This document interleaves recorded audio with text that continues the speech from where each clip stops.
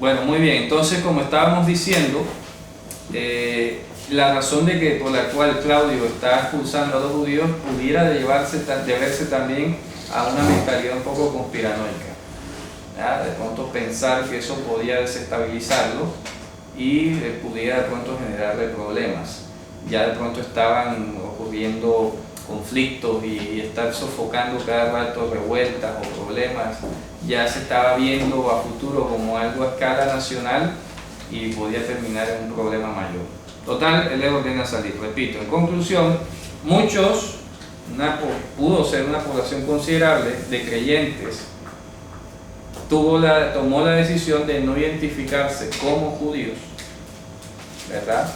Y decir, no, yo soy romano. A mí no me dice, yo soy romano. Sí, tuvo miedo. Claro, tuvieron Eso miedo. puede ocurrir al final de los tiempos. Claro, claro que sí. Igual está pasando hoy. Entonces lo que pasa es que yo no puedo enseñar eso en la iglesia porque me echan. Igual, ¿ya? Sí, porque Igual. van a decir que es judío, dice. Claro. Y no tiene nada que ver con judío. Es correcto. Claro que Sí, porque está la asociación, está Sí. judaizando. Ey, no es judaizando. Estás enseñando la escritura. Una cultura de Dios contraria al mundo. ¿Ya? Que haya sido preservada en buena o en cierta parte por el pueblo judío, eso es otra cosa. Y que ellos, hay que reconocerlo, han padecido por ello también. Han padecido por preservar la Torá, eso hay que valorarlo. ¿Qué otro pueblo del mundo ha padecido por ser diferente? ¿Ah? ¿Qué otro? Todo el mundo ha estado cómodo en su biblioteca estudiando y haciendo teología, pero nadie hacía, pocos han sido perseguidos por su fe. Y más estrictamente si hablamos de la Torá.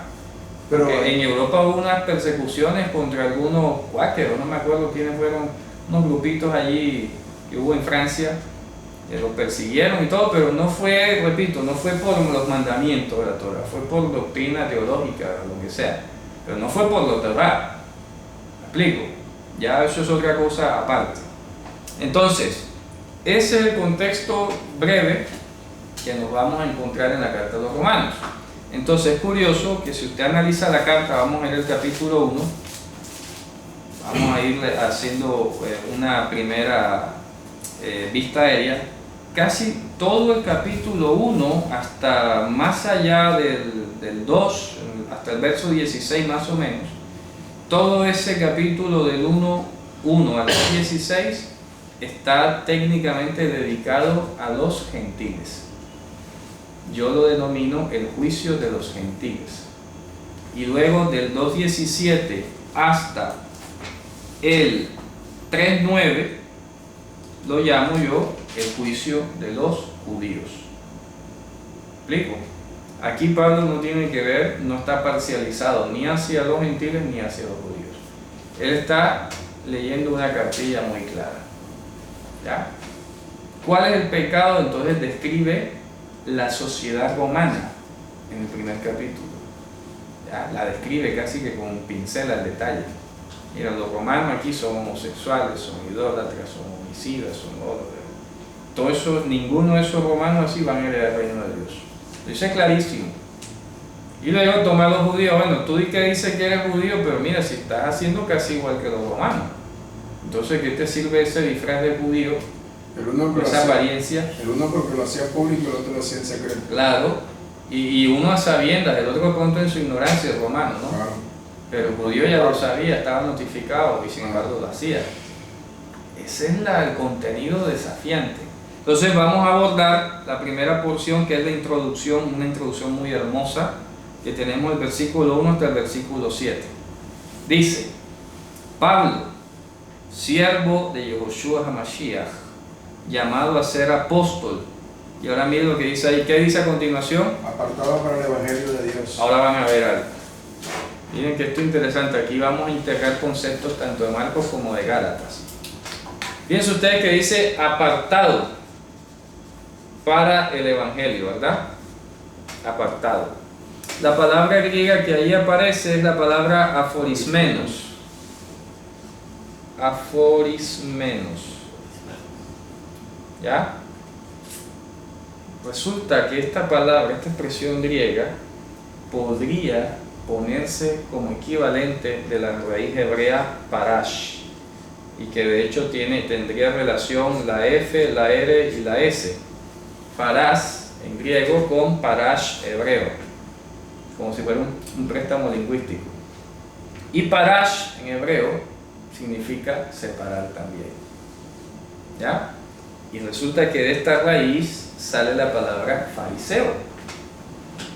Entonces, virtualmente pudiéramos leer aquí, fariseo para el Evangelio de Dios. ¿Me explico? Sonaría como un interesante juego de palabras. ¿Ya? Yo soy un perushi, ¿ya? Para el Evangelio de Dios. ¿Qué es el Evangelio de Dios? La palabra evangelion, ¿qué es? El anuncio del que es bueno. Del que es bueno. O del que es bueno. ¿Quién es el bueno? Dios. Entonces el anuncio del que es bueno, o sea, de Dios, el Evangelio de Dios. ¿Ya? Fíjate que Él había prometido antes por sus profetas en las Sagradas Escrituras. Vamos a aprender algo bonito en ese sentido. ¿Cómo denominar correctamente la Biblia desde el punto de vista hebreo? Repito, no voy a criticar a los que hablen en español y no tengan idea de hebreo, pero vamos a enseñar cómo se denominan los libros. Hay varias formas. Vamos a partir de esta que está usando el apóstol Pablo. En hebreo se le llama a los libros de la Biblia Kitvei HaKodesh, que no debería traducirse las Sagradas Escrituras, sino las Escrituras de la Santidad. Así es como deben traducirse. Las Escrituras de la Santidad. No tiene pierde. Kitvei HaKodesh. Claro, esa es una forma de llamar. De Katav, que es escritura. Tav. Kitvei HaKodesh. Las escrituras de la santidad. Las escrituras de la santidad. ¿Ya? Las escrituras de la santidad. Otra forma de llamarlas es simplemente Hamikra. Hamikra, que significa la lectura, pero suele entenderse como la escritura. ¿Ya? En el lenguaje judío decir Hamikra no se asocia, a pesar de que la palabra tiene el sentido de la lectura, porque viene el verbo kara, que es leer, se entiende como la Torah escrita. Se dice, no, la Mikra, o sea, la ley escrita, la Torah escrita, distinta de la Torah Shebel Peh, que es la Torah oral. Entonces, eso distingue mucho en el lenguaje hebreo. Mikra es lo que está escrito, y Torah Shebel Peh, lo que está en la boca. Shebeal Peh. Shebeal Peh. Shebeal. Sí, Shebeal Peh. La otra forma de llamarla a toda la escritura es con el acróstico de Tanaj. Tanaj, que es el acróstico, la T de Torah, la N de Nevi'im, que es profetas, y la J viene por cuestiones de la lengua hebrea, equivale a la K, que es de Ketuvim, que es escritos. Escritos, profetas y la ley, digamos la instrucción, la guía. ¿Ya? Esas son las tres partes en las que está compuesta la escritura. ¿Ya? Torah, Nevi'im, Ketuvim. Acróstico, Tanaj. Mikra, Amikra, la escritura, lo que está escrito, la lectura. Y Kitvei HaKodesh, las escrituras de la santidad, o sea, de Dios. Entiéndese la santidad como Dios. Entonces aquí está diciendo que el Evangelio, o sea, que Pablo fue un fariseo, digámoslo así, un apartado para el Evangelio de Dios, para el anuncio del que es bueno, ¿verdad? Que Dios había prometido antes por sus profetas en los escritos de la santidad. Entonces, ¿quién es aquel de quien hablaron los profetas? Acerca de su hijo. ¿Qué hemos hablado que es hijo? El heredero. Claro, el heredero, el repartidor de dones. Dicho de otra manera, el rostro de Dios. La imagen del Dios invisible. Acerca de su hijo, o sea, acerca de su imagen, ¿ya? Acerca de su imagen. Nuestro Señor, Yehoshua HaMashiach. ¿Ya? Y fíjate tú que cuando dice nuestro Señor, ya entra en lo que había dicho al principio. ¿Quién es el Señor entonces aquí? ¿El emperador o es Yehoshua? ¿Ya? Nuestro Señor Yehoshua Mashiach, que era, ¿verdad? Aunque ahí en griego dice tu genomenu expermatus David katasarka. En griego eso significa el que fue originado, ¿verdad?, a partir de la esperma de David según la carne. ¿Ya? Dice que fue generado. ¿Me explico? Es decir, que pertenecía, porque la palabra genomeno, donde viene de Génesis, el origen como tal, la cuna. ¿Ya? ¿Cierto? De la cera, de la simiente de David, según la carne, o visto según la carne. ¿Por qué? Hombre, porque fíjate tú que a pesar de que él nació a través de Miriam, Miriam no era el linaje de David. ¿Quién era el linaje de David? José. ¿Y José fue el padre de Jesús? No. ¿Te das cuenta? Por eso dice, generado de en medio de, pues dice de en medio de adentro hacia afuera, expulsado de en medio de la simiente de David. Pero él no fue hecho de la simiente de David, o sea, como coger la semilla, hacer un experimento genético. ¿Te das cuenta de la diferencia? El español es muy complejo cuando usamos la palabra de, porque en griego queda muy claro cuando se usa es algo que está de adentro hacia afuera.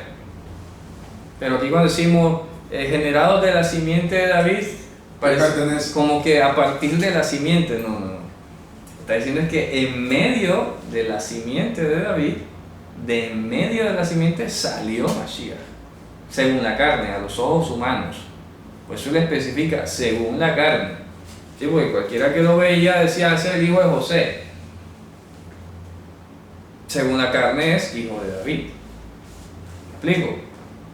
Según la carne, es decir, a los ojos, a la vista, a la opinión humana, era hijo de David. Es decir, heredero, descendiente heredero, ¿ya? Poseedor de los derechos de herencia, digámoslo así. Poseedor de los derechos. ¿Ya? Como lo hablamos en Gálatas, ¿se acuerdan? Dice, ¿que fue qué cosa? Declarado hijo de Dios. Esto es profundo, porque al igual que pasaba en Egipto con el primogénito del faraón, pasaba aquí en este caso con el emperador romano. El hijo del emperador es el hijo de Dios. ¿Me explico? Sí, porque el emperador es Augustus, el venerado, es César, el divino. Entonces aquí ya hay un conflicto porque hay dos hijos de Dios, entre comillas, o en teoría, por ahí merodeando, o siendo predicados, o siendo adorados. El hijo del emperador y este otro que ha sido del linaje de David, declarado hijo de Dios. Fíjate tú la connotación importante que tiene, ¿cierto? La confesión de esto, porque no es un mero concepto, es que es una realidad. ¿Me explico? Es algo que iba en contra del concepto común de qué era ser hijo de Dios. ¿Ya? Sí, porque, repito, los hijos, los descendientes de la familia Augusta eran hijos de Dios, ¿ya? Pero eran humanos. Pero acá Pablo está haciendo ese énfasis. Oh, cuidado, que este no es humano. Estoy hablando de hijo de Dios. Declarado. Cuando habla de declarar que fue así la proclamación, el reconocimiento público. Como el caso de Mateo, cuando va en la purificación, la inmersión, ¿verdad? Viene la Bat Kol y pronuncia este es el Hijo mío, el amado. El versículo 4 parece dar a entender la acción de haber resucitado, de haber declarado según el Espíritu de Santidad mediante el levantamiento de muertos. O sea, Ahora vamos a parece ver. que es la acción, que es la diferencia que está hablando de los esperadores, pues ellos no Claro. tienen esa señal de algo especial como la resurrección. Es correcto. Dice, declaró el Hijo de Dios en o con poder. ¿Quién fue el que declaró esa titularidad de heredero de la imagen del Dios invisible en Ruach HaKodesh? ¿Te acuerdan que como paloma? Claro. Ahí La voz del cielo. Este es Entonces, fíjate tú que estamos confirmando que Ruach es poder. Se fue declarado con poder, ¿ya? Con una manifestación del poder de Dios. Luego dice, según, ahí lo dice, ¿según qué? El Ruach. Según el Ruach. ¿Te das cuenta? El poder de la santidad, que fue declarado Hijo de Dios con poder, según el poder de la santidad. ¿Te das cuenta tú? Entonces allí Nefma, que es Ruach en hebreo, está haciendo una confrontación de lo que era. Esto es espectacular, presten mucha atención. Habían dos formas de que alguien fuera hijo de Dios en este momento. Uno, ser declarado hijo de Dios por el poder del emperador. ¿Ya? ¿Está claro? Usted es la familia Augusta. Usted es hijo de Dios. Declarado por poder del emperador. Aquí está especificando que este fue declarado hijo de Dios con poder. ¿De quién? De Ruach HaKodesh. No por hombre alguno. No por hombre alguno. ¿Te das cuenta la claridad que hace? Según, no según la carne, no según el linaje de David. ¿Ya? A pesar de que visiblemente se veía del linaje de David, no fue declarado hijo de Dios por ser hijo de David, sino por el poder de la santidad. La santidad de Dios. De Dios. O sea, de arriba. Por eso yo lo digo, mi reino no es de este mundo. Amén. ¿Ya? Mi reino no es de este mundo. Estas expresiones de Pablo en esa época histórica debe ser algo Oye, contundente, impresionante. porque está aplicando algo que en la mente de ellos era razonable. Claro, Y tenían sí, que- sí, claro, exacto, pero entonces era al mismo tiempo desafiante. Está diciendo, Desafiante. claro, está diciendo, Claro. oye, este es el Dios de arriba, de los Exacto, cielos, de arriba. el otro no sé, te la dejo ahí, ¿verdad?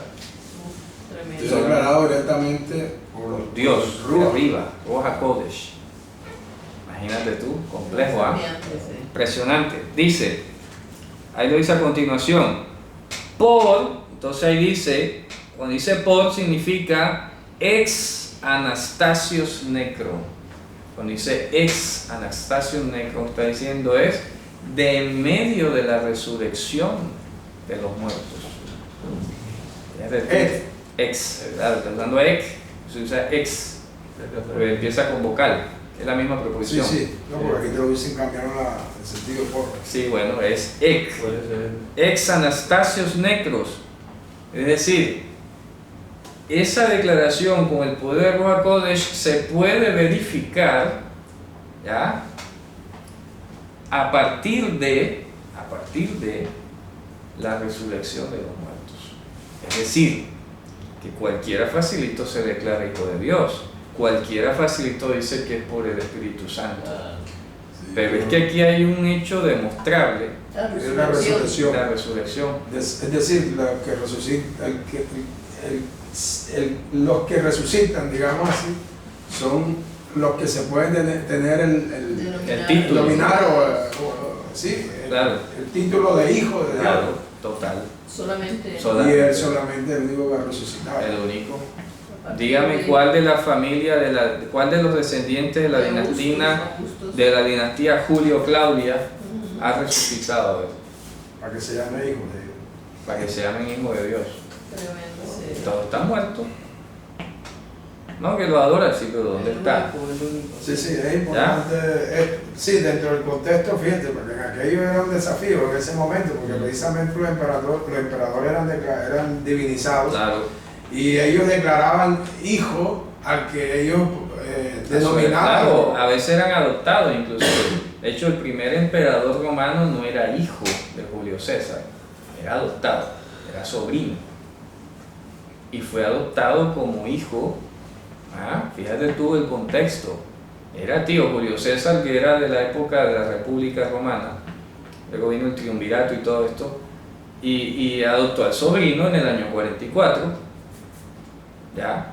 Y lo adoptó como hijo suyo, y resulta que en el 27, después de ese triunvirato y todo, se declaró emperador y se divinizó y toda la situación. Aquí ven ustedes. Entonces, en Roma se adoptaba, era muy frecuente adoptar sobrinos y todo, si lo veía competente. Pero aquí está diciendo de que la declaratoria de ser llamado hijo de Dios no fue por ninguna autoridad humana, sino por la autoridad divina, y como prueba y respaldo está la tumba vacía. Amén, aleluya. La tumba vacía. Así Ya, es. sencillo. Muy bien, está claro eso, ¿no? Sí, sí. Así es. Entonces dice acá, es decir, entonces termina concluyendo, Yehoshua HaMashiach, ¿cierto? Nuestro Señor, y lo repite otra vez, nuestro Señor Yehoshua HaMashiach. Entonces sigue diciendo, por quien, ¿verdad? Recibimos gracia y el apostolado, ¿verdad? ¿Verdad? Para la obediencia de la fidelidad en todas las naciones bajo el nombre de Él. ¿Ya? Impresionante lo que está diciendo. Porque está diciendo todas las naciones. Cuando está diciendo todas las naciones, acuérdense que el Imperio Romano era básicamente el dominante en el mundo conocido. El icumene, le llamaban. Entonces cuando dice aquí, entre todas las naciones, ¿ya? Para la obediencia de la fidelidad, ¿de acuerdo? Dice, porque recibimos gracia del apostolado para la obediencia a la fidelidad en todas las naciones por amor de su nombre. Obediencia a la fidelidad, está en concordancia con lo que hablamos en Gálatas. La fidelidad no es algo que el humano tenga, ¿ya? Es la fidelidad de Dios. La fidelidad de Dios. Claro, Él es la fidelidad. Amén. Entonces, para obediencia a la fidelidad. ¿De quién estamos hablando aquí? Yehoshua HaMashiach. Entonces, Él es la fidelidad. Sencillo, ¿verdad? Miren lo que dice ahí. Bajo, sobre, ¿verdad? Hiper tu onoma tu aptu. Ahí traducen por amor a su nombre, ahí no dice por amor. ¿Ya? Ahí simplemente dice estando su nombre encima de todo esto. ¿Estás leyendo? El final del versículo 5. ¿Ya? Aquí no aparece por amor. No, ahí no dice por amor. Por el cual recibimos la gracia y el apostolado, Mm. para la obediencia de la fe en todas las naciones en su nombre. Bueno, ahí lo pasa en su nombre. En griego dice hiper tu onomatus haptu. Encima del nombre de Él. O sea, que todo depende de Él. Su nombre es la plataforma en la que todas las demás cosas descansan. Repito, aquí está el nombre de Yehoshua HaMashiach. Presten atención. Entonces, ¿qué es lo que descansa encima de ese nombre? La gracia y el apostolado para la obediencia. Por eso es que más adelante dice que es Yehoshua HaMashiach mismo la piedra del ángulo. Dice, edificado sobre los fundamentos de apóstoles y profetas, siendo Yehoshua mismo la piedra angular. Claro, entonces, encima de su nombre descansan la gracia y el apostolado para la obediencia. Dice, encima del nombre de Él. ¿Ya? Hiper, tu noma tu haptu. Sigue. Entre los cuales están también ustedes, llamados de Yehoshua HaMashiach. Llamados de Yehoshua HaMashiach. No de otro. ¿Ah? Llamados de Yehoshua HaMashiach. Importante la palabra kletis, ¿verdad? Que es llamado, de ahí viene eclesía también. Dice, todos los que se encuentran en Roma. Entonces fíjense qué curioso aquí, Hay una nota, permítame un momentico, si hay algo relevante. Hay una nota de pie de página aquí, en el aparato crítico. No dice más nada. Hay algunos manuscritos que agregan en el amor de Dios, pero pues no parecen ser muy relevantes. Todos los que están en Roma, ¿verdad? Amados de Dios, agregan algunos manuscritos. ¿Llamados qué cosa? Llamados santos. No, es que no dice llamados a ser, dice llamados santos. Llamados Santos. distinguidos. Claro, distinguidos. Acuérdese cuando hablamos de la Parashá Kedoshim, ¿verdad?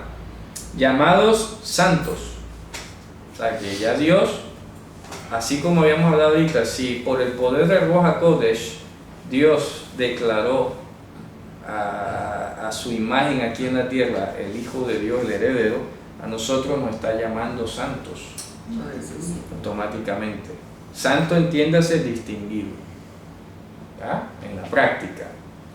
Gracias a ustedes y paz, ¿verdad? De parte de Dios, la plenitud de la deidad, ¿cierto? De parte de la plenitud de la deidad, Padre nuestro y Señor, ¿verdad? Yehoshua HaMashiach. Ahí está clarísimo, ¿verdad? Padre de nosotros y de Yehoshua HaMashiach. ¿Cuál es la fuente? El origen. ¿Está claro eso, no? Fíjate tú. De la fuente de nosotros y de Yehoshua HaMashiach. Hay un salmo muy hermoso donde se menciona que Dios es la fuente de Israel. ¿Sí lo recuerdan, no? Creo que es el Salmo 68. Vayan buscándolo y ya les digo el versículo. Mimkol Israel. Dios es llamado en los salmos la fuente de Israel. Mírenlo. Barjut Adonai Mimkol Israel. Y del Señor Yehoshua HaMashiach, lo incluye también a él como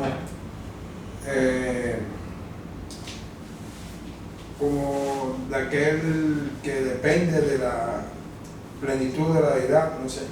No, simplemente estamos hablando que la palabra va es el origen, ¿verdad? El origen Sí, de la fuente. Entonces, de Dios, de la plenitud de la deidad, quien es la fuente nuestra y la de nuestro Señor, Yehoshua HaMashiach. ¿Ya? Claro, entonces nosotros no nos vamos a igualar a Mashiach ahora. Hay que ver en qué sentido Dios es la fuente nuestra y en qué sentido es la fuente de Mashiach. Son dos cosas diferentes. Pero nosotros no procedemos del Padre. No tenemos capacidad de decir eso, ¿no? Por eso sí, esa es la pregunta que yo te Claro. hacía. Si además es la fuente, hablando ahí de la fuente, e incluye a su vez a Yehoshua HaMashiach. Sí, pero son dos orígenes, dos puntos de partida totalmente diferentes. No, pues sí, claro. Ya, vamos a buscar, por ejemplo, el Salmo, ya les digo, un momentico, aquí está. Veamos, eso está en un Salmo, Salmo 68 creo que es. Salmo 68, versículo 27. Allí estaba el joven Benjamín, señoreador de ellos. Léase el anterior, es que a veces no coinciden los versos. Bendecid a Dios en las congregaciones, Ese. al Señor vosotros de la estirpe de Israel. Ahí traducen estirpe, ¿no, señor? Nada, así no se lee. Vamos a leerlo. Salmo Y corríjanlo. Salmo 68, 27. Claro, es que por eso soy tan diferente. Dice, y no dice en las congregaciones, dice en los coros. Bemakhelot, en los coros. Bendigan a Elohim, Adonai. ¿Ya? Desde la fuente de Israel. ¿Ya? Mimekor Israel. ¿Me explico? ¿Ya? Está diciendo que Dios es la fuente de Israel. Mimekor Israel. Pero ahí dicen del estirpe. Del estirpe de Israel, no. Dios es la fuente de Israel. Salmo 68, 27. 26 en español. Bemakhelot barhu Elohim, Adonai Mimkor Israel. ¿Ya? Adonai, quien es la fuente de Israel. Entiéndase de esa manera. Él es la fuente. Es más, y le voy a buscar otro salmo para que quede todavía más claro. Dice, porque contigo está la fuente de la vida. En tu luz vemos la luz. 16. ¿Cierto? Sí. Vamos a buscarlo. 16. Vamos a buscarlo para que quede claro. Ahí está. ¿Cómo es que dice? De la fuente. De la fuente de Israel. O sea, está hablando de que él es la ¿Quién fuente. es la fuente de Israel? Y aquí traducen como si nosotros fuéramos de la estirpe de Israel. Es correcto. Sí, O sea, se desvía totalmente la cuestión. Vamos a buscar donde dice eso, porque contigo está la fuente de la vida. Eso está en un salmo también. Kimejame Kor Hayim Beorjani Eor. Que se me vienen los salmos así a la mente. Veamos. Kimejame Kor Hayim Beorjani Eor. Un momentito. Beorjani Eor.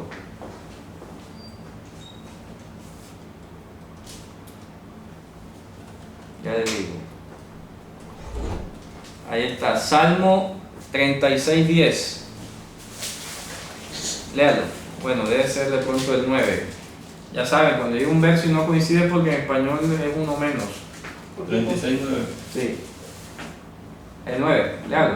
Porque contigo está el manantial de la vida. Ahí traducen manantial y es la misma palabra que sale allá. Estirpe. Estirpe. ¿Ya? Es la misma palabra. ¿Está claro? Entonces aquí traducen porque contigo está, claro. El manantial de la vida. Ajá. En tu luz veremos la luz. Ah, entonces ¿quién es la fuente ahí? La fuente de la vida, ¿quién es?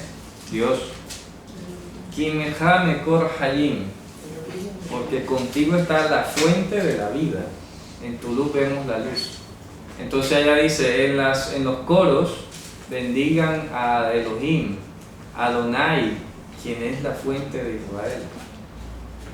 ¿Ya? Vosotros, la estirpe de Israel. No, hombre, no. Mi Mekor Israel. Entonces, Abba, el concepto de Abba, entiéndase Mekor, que es la fuente. ¿Ya? Entonces cuando dice de parte de Elohim, que es el Mekor de nosotros, la fuente de nosotros, y el Mekor de Mashiach.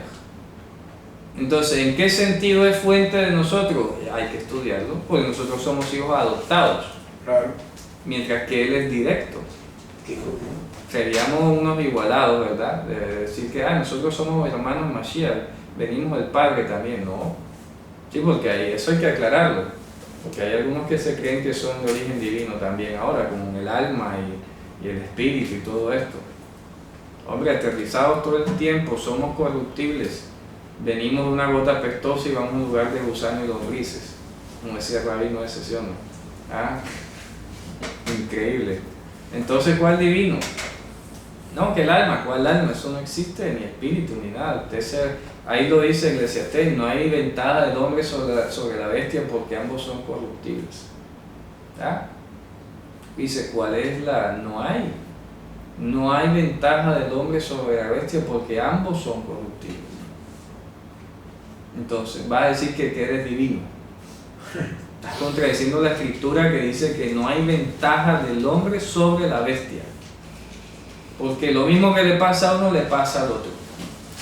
Si tú fueras divino, no te pasara lo mismo que a la bestia. Claro. ¿Ya me explico? O sea, más contundente no puede ser la escritura. No, y para ser declarado hijo de Dios, tiene que haber resucitado por el poder Claro, del Ruach. y tienes que haber sido no solamente que la voz del cielo se haya escuchado, ¿verdad? El eco divino, como hemos hablado del Bat Kol, sino que haya sido muerto y resucitado, que no haya sido retenido por la muerte. ¿Ya? Si tú cumples con eso, te creo que seas hijo de Dios. ¿Ya? Sencillo. Entonces fíjate tú, es ahí donde se resuelve. ¿Cómo es Dios Padre de nosotros y de nuestro Señor? O también sería entonces, tenemos que aclarar cuál es la diferencia entre hijo de Dios, Claro. hijos de Dios, hijo de Dios. El Hijo de Dios. O el hijo de Claro. Dios. ¿Ya? Muy bien. Entonces fíjense ustedes cómo es importante No nos iguala. desentrañar estas palabritas, ¿verdad? Porque aquí está diciendo gracia y paz. Y esta es otra cosa importante. Es en el mandato de uno de estos emperadores, no me acuerdo ahora, pero me da la sensación que fue este Tiberio, ¿verdad? Claudio, donde se conjuró lo que se llamó la Pax Romana. ¿Ya? No me acuerdo, me perdonan los que me vayan a escuchar en el vídeo, eso lo vamos a verificar después, pero hay un concepto de la Pax Romana, ¿ya? Es decir, hubo una unificación de todos los poderes, se homogeneizó la sociedad romana, y como no hubo mayores choques, ¿verdad? Culturales ni nada, sino unas guerras por allá en la frontera, en los países bárbaros, etc., entonces salió el concepto de la Pax Romana, la paz dada por Roma. Entonces aquí está diciendo también, para tener en cuenta, paz y gracia de parte de Dios. No estamos hablando de una paz mundana, ni la paz romana. ¿Qué versículo está? Estamos ahí en el versículo 7, sí. Sino la paz de Dios, la fuente nuestra, ¿ya? Y de el Señor Yehoshua HaMashiach, ¿ya? Fuente de nosotros y del Señor Yehoshua HaMashiach. Fíjate tú qué interesante. Eso es importante. La otra cosa que se puede leer a Entonces, pues, y es decir, ahora vas a ver, que para allá voy. Resulta que en griego tenemos la expresión apo, teu, ¿verdad? Viene un paréntesis donde se menciona patros himon, ¿verdad? Apo, teu, patros himon.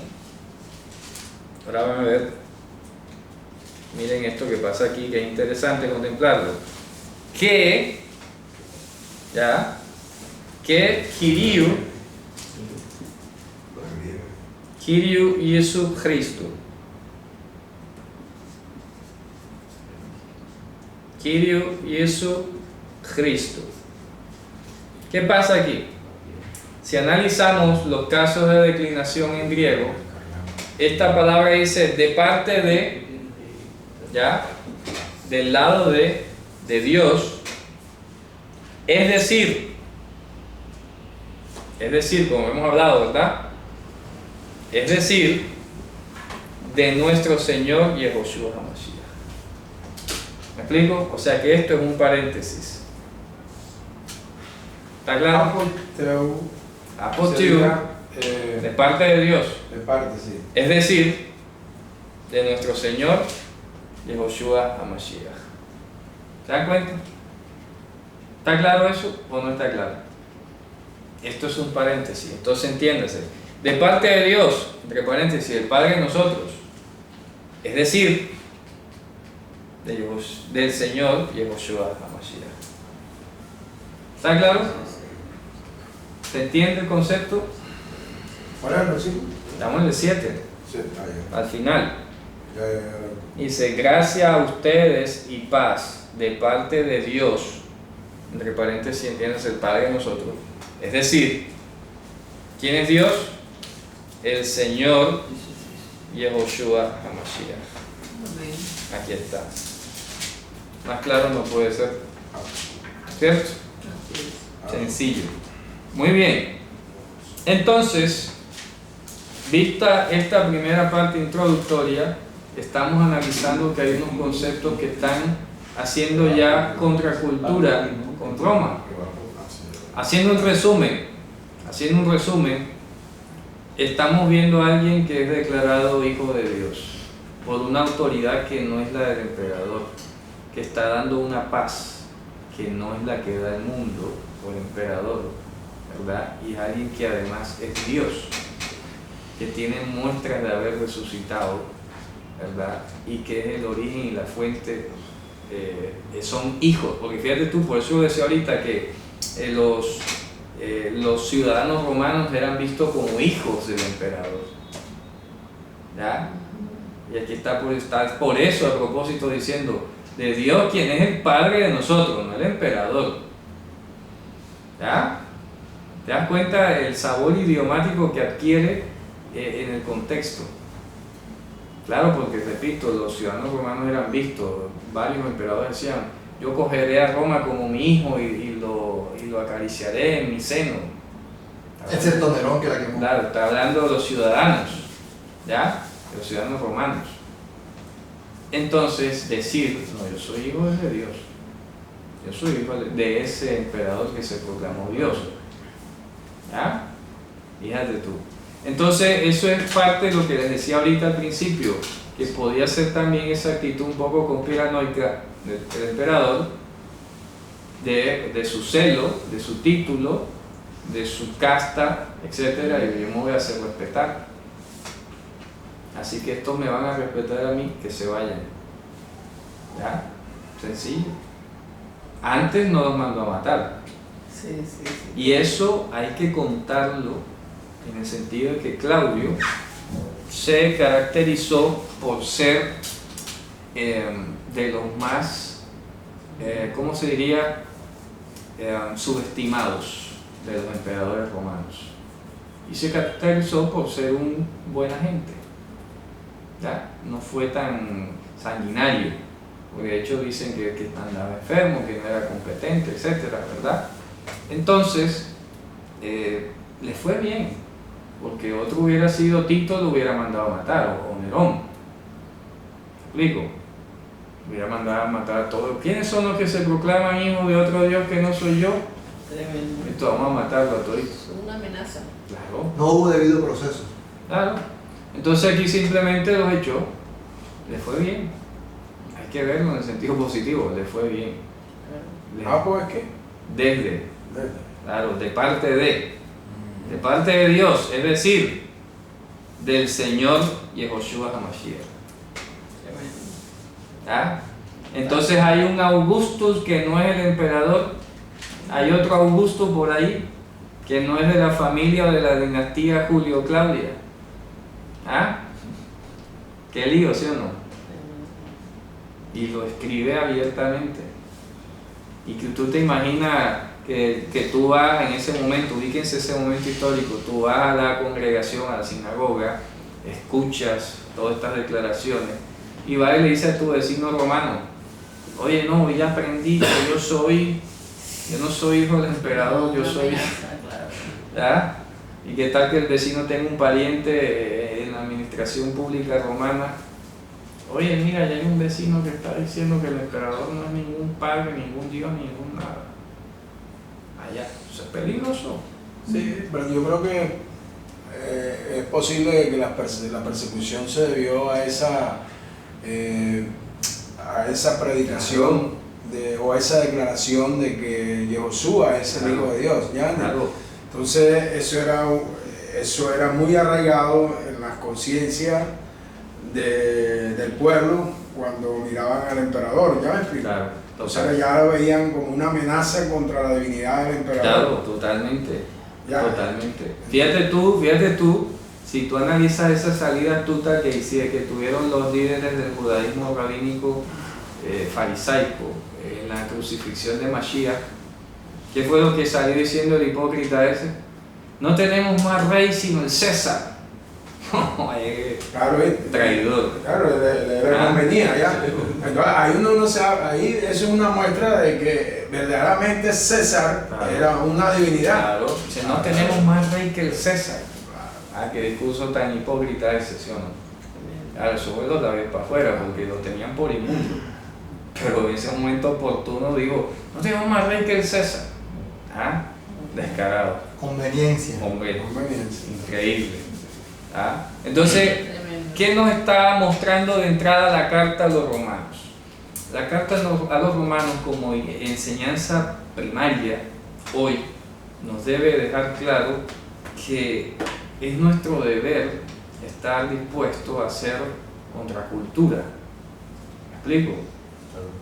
A estar dispuesto a que, entre comillas, nos echen de Roma, te habla en sentido figurado, es decir, si tú estás sosteniendo lo que dice aquí la escritura, supongamos, vamos a poner un ejemplo muy sencillo, y esto puede darse mucho más entre el pueblo mesiánico, distinto de los evangélicos o cristianos.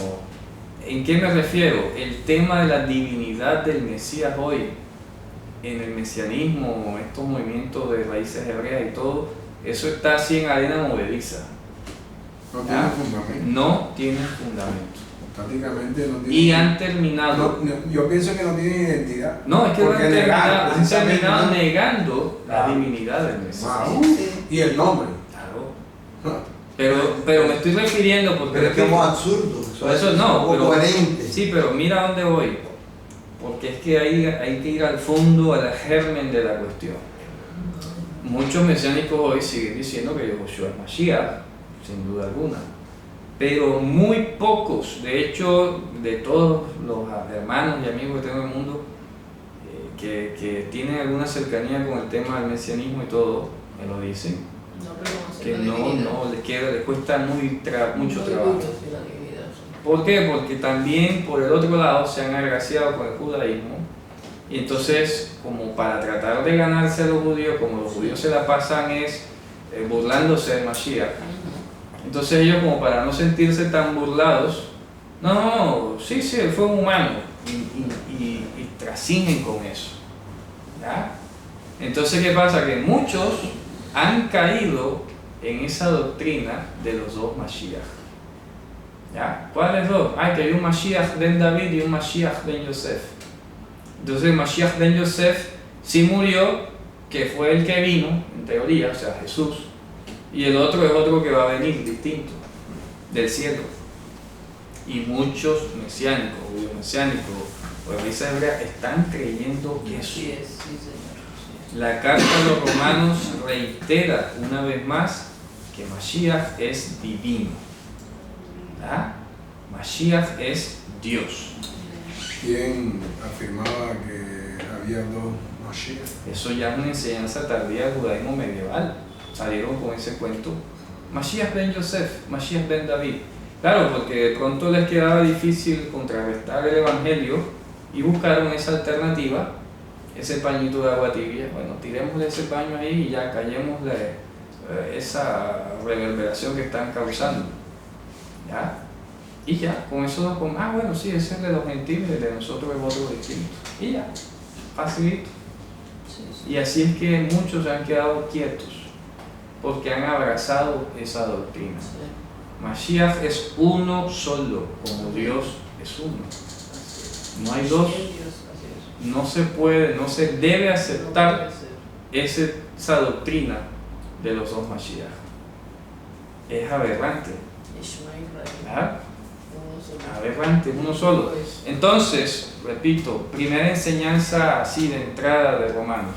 Hombre, Mashiach es Dios, sin duda alguna. ¿Ya?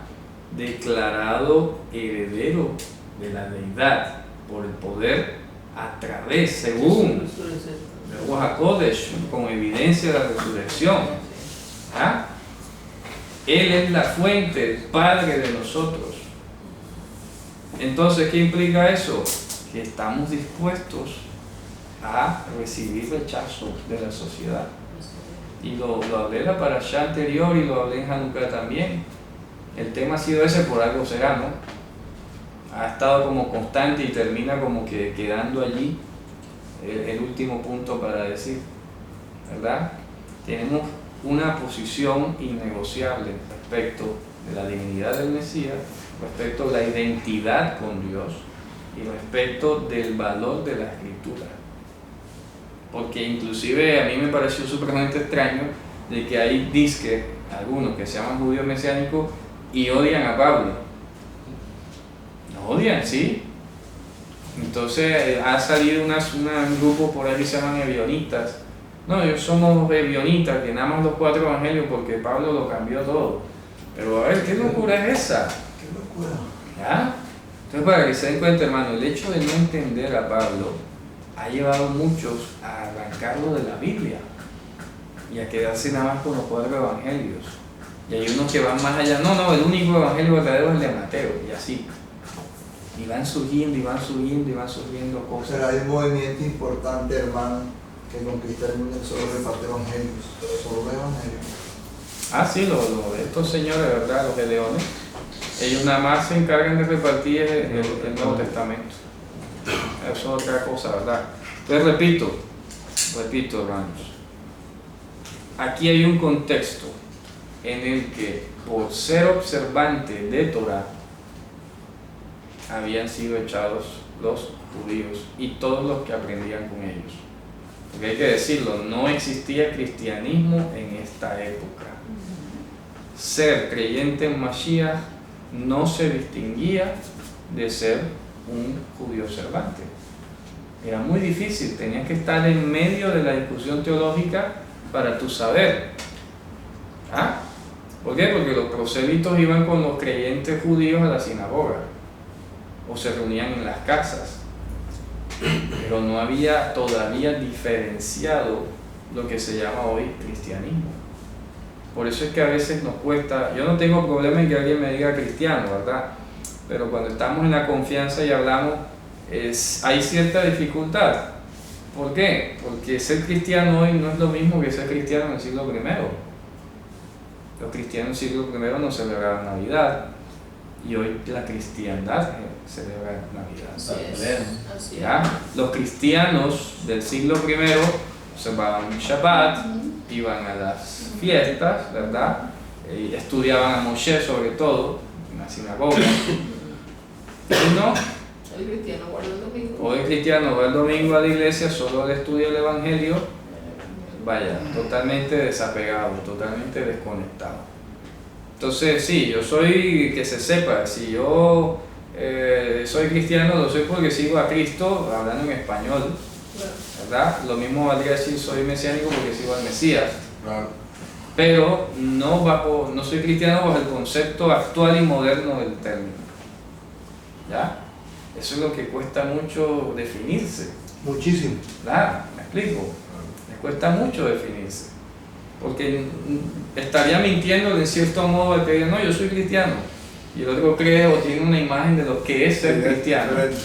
Totalmente distinto a lo que yo soy. Ay, tú eres cristiano y él porque hace eso y tú no lo haces. Claro. Ya por ahí. Totalmente diferente. Oye, pero eso no es como judío, eso del talid y la kipá, eso no es como judío. ¿Cuál es el problema? Qué importante es la nueva creación. ¿Ya? Pero fíjate tú los casos de intolerancia. Pero no se puede También. conocer que solo el judaísmo se arropó para sí la equipa y el talit. Repito, Es sí, un hecho. eso es algo.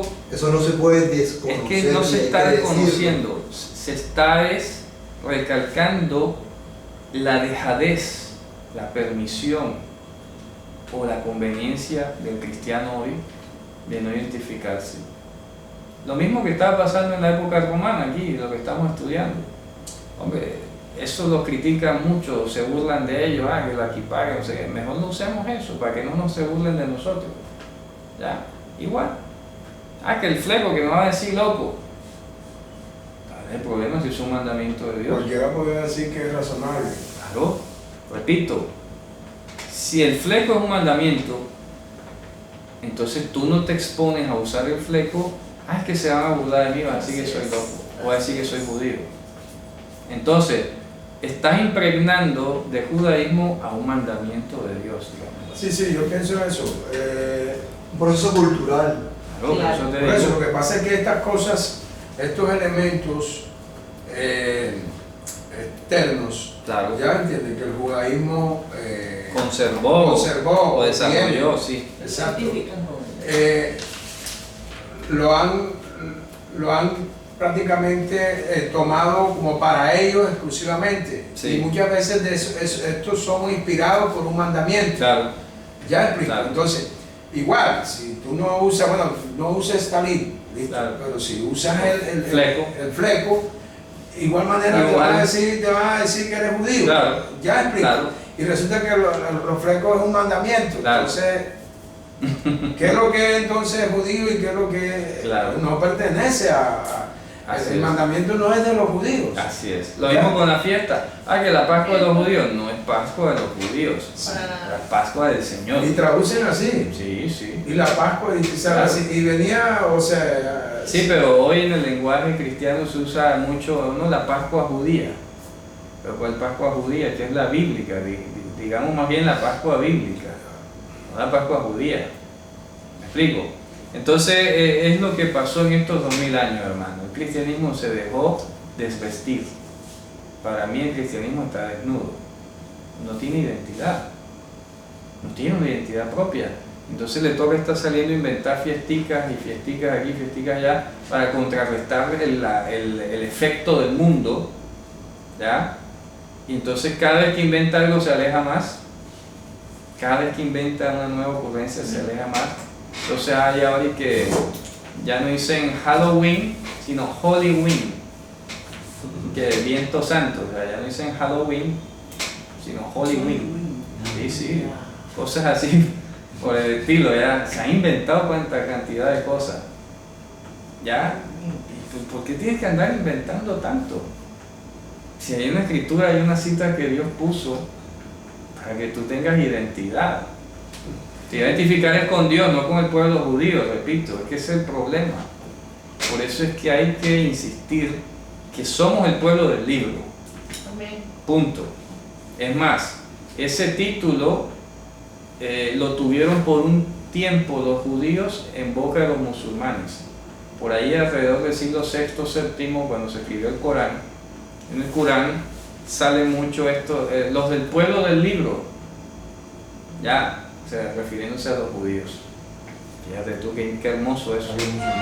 Los musulmanes llamaban así a los judíos, a los del pueblo del libro. Dile a los del pueblo del libro.